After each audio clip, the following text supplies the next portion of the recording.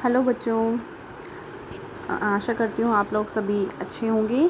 और आज हम वर्कशीट नंबर 3 डिस्कस करेंगे, जो कि हमारी चैप्टर 2 भोजन के घटक कंपोनेंट्स ऑफ फूड से है। तो आज की वर्कशीट में हमारा पहला टॉपिक है कार्बोहाइड्रेट।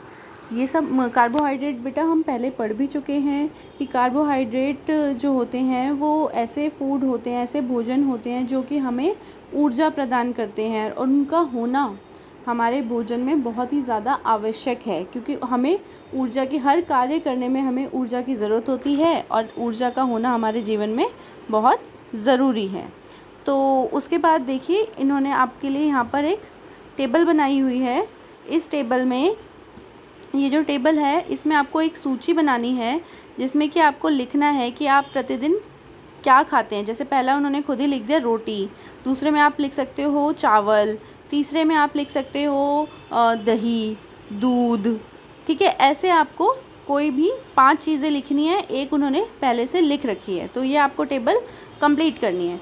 फिर आगे देखते हैं बेटा कि हमें ये बताया गया है कि कार्बोहाइड्रेट बहुत सारे प्रकार के होते हैं, लेकिन जो हमारे मतलब हमारी जो डाइट है, जो हम खाते हैं ज़्यादातर, उसमें मंड और शर्करा, ये 2 हमारे भोजन में पाए जाने वाले मुख्य कार्बोहाइड्रेट है। मंड को हम इंग्लिश में स्टार्च बोलते हैं और शर्करा को हम शुगर बोलते हैं।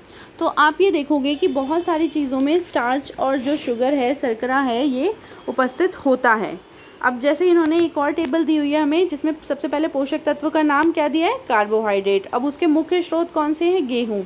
अब देखो, जैसे आपने वहाँ लिखा था ना ऊपर रोटी, तो रोटी हम किसकी बनाते हैं, गेहूँ के आटे की। तो उसमें भी क्या है, हमारा कार्बोहाइड्रेट है। चावल में भी कार्बोहाइड्रेट, चीनी में कार्बोहाइड्रेट है। चीनी किससे बनता है, गन्ने से। गन्ने का जूस निकालकर उससे चीनी बनाई जाती है। अगला क्या है, आलू, इसमें भी क्या है, कार्बोहाइड्रेट है। अब इनके कार्य क्या है, ये ऊर्जा देने वाला भोजन है, अतः यह ऊर्जा प्रदान करता है। मतलब ये हमारे शरीर को बहुत ऊर्जा देता है, और जिससे कि हम विभिन्न कार्यों को अच्छे से कर सकते हैं। और ये यहाँ पे उन्होंने एक छोटा सा डायग्राम दिया है जिसमें ग्रेन्स, मतलब अनाज और चावल वगैरह दिए हुए हैं, जिससे कि हमें कार्बोहाइड्रेट मिलता है। अब आपको यहाँ पर एक थाली दी गई है जिसमें आपको अंदाज़ा लगाना है कि इसमें से कार्बोहाइड्रेट पोषक के स्रोत कौन कौन से हैं।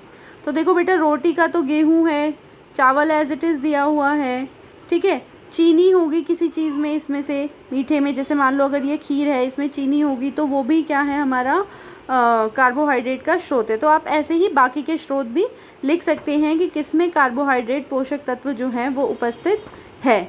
अनाज, बाजरा वगैरह में भी क्या होता है, कार्बोहाइड्रेट होता है। तो आप इसमें से अंदाज़ा लगा के लिख सकते हो कि इसमें से किस किस चीज़ में कार्बोहाइड्रेट पोषक तत्व उपस्थित हैं। आगे देखते हैं बेटा, क्या आप पता लगा सकते हैं कि आपके भोजन में मंड उपस्थित है या नहीं है। तो ये हम क्लास में अपनी डिस्कस भी कर चुके हैं। मंड को पता लगाने के लिए हम क्या करेंगे, जो हमारे जो पोषक तत्व है उसको हम सबसे पहले उसका एक विलयन तैयार करेंगे, उसको पानी में घोलकर उसका एक विलयन तैयार करेंगे, ठीक है बेटा। उसके बाद क्या करेंगे हम, आप मतलब आप उसका विलयन भी तैयार कर सकते हैं, और आप वैसे भी उसको मतलब काट के फिर ले सकते हैं। और उसके बाद आपको क्या करना है, 2-3 बूंद तनु आयोडीन विलयन लेना है। मतलब आयोडीन विलयन की 2-3 बूंद, ये देखो बेटा यहाँ पे ड्रॉपर दिखा रखा है, आपको ड्रॉपर की सहायता से उसके ऊपर डालना है। अगर उसका, जैसे ये इन्होंने आलू लिया है, आलू का अगर रंग जो है नीला या काला हो गया, काला या नीला रंग हो गया, ब्लू ब्लैक हो गया, तो समझिए कि उसमें मंड उपस्थित है। अदरवाइज़ अगर उसका रंग बदलता नहीं है, काला या नीला नहीं होता, तो इसका मतलब उसके अंदर मंड उपस्थित नहीं है, ठीक है बेटा। आगे देखते हैं। आइए बेटा देखते हैं कि आज हमने क्या क्या सीखा। तो हमें क्या करना है, सोचना है और हाँ या ना में उत्तर देना है, ठीक है बेटा। पहला प्रश्न है, चावल और गेहूं कार्बोहाइड्रेट के अच्छे स्रोत हैं। तो हमने चावल और गेहूं अभी पढ़ा है, यस। तो इसका आंसर क्या आएगा, चावल और गेहूं जो हैं वो कार्बोहाइड्रेट के अच्छे स्रोत हैं।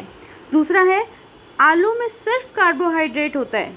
हाँ, आलू में जो है कार्बोहाइड्रेट जो होता है बेटा, वो बहुत ज़्यादा होता है, बहुत कम मात्रा में थोड़े से रेशे होते हैं और शुगर होती है, लेकिन कार्बोहाइड्रेट बहुत ज़्यादा होते हैं। तो आप इसमें भी हाँ लिख सकते हैं। तीसरा प्रश्न है, खिलाड़ी को खेलने के लिए सिर्फ मक्खन चाहिए। तो इसमें तो बेटा जो है हमारा आंसर क्या आएगा, नहीं। क्यों आएगा? क्योंकि खिलाड़ी अगर सिर्फ मक्खन खाएगा तो उसके शरीर में वसा ज़्यादा हो जाएगी, बाकी के पोषक तत्व नहीं होंगे। तो इसमें हम क्या लिखेंगे, नहीं, क्योंकि उसको सिर्फ मक्खन नहीं खाना चाहिए, उसको एक संतुलित आहार खाना चाहिए जिसमें कि प्रोटीन भी हो, मिनरल भी हो, सब कुछ हो। ठीक है बेटा, आगे देखते हैं चौथा प्रश्न। मंड परीक्षण में आयोडीन की आवश्यकता होती है। तो अभी हमने देखा था तो इसका कि आयोडीन जो है वो मंड परीक्षण में उपयोग होता है। जैसे ही हम मंड में आयोडीन डालते हैं, मतलब मंड में या किसी भी उसके स्रोत में आयोडीन डालते हैं, अगर वो नीला या काला रंग दर्शाता है तो इसका मतलब उसमें मंड है। तो इसका आंसर क्या आएगा, यस। ठीक है बेटा, आशा करती हूँ कि आपको आज की वर्कशीट अच्छे से समझ में आई होगी। अगर आपको कोई भी प्रॉब्लम है तो आप मुझे मैसेज कर सकते हैं। ठीक है बेटा, तो नेक्स्ट वर्कशीट की वीडियो में मिलते हैं। तब तक के लिए टेक केयर।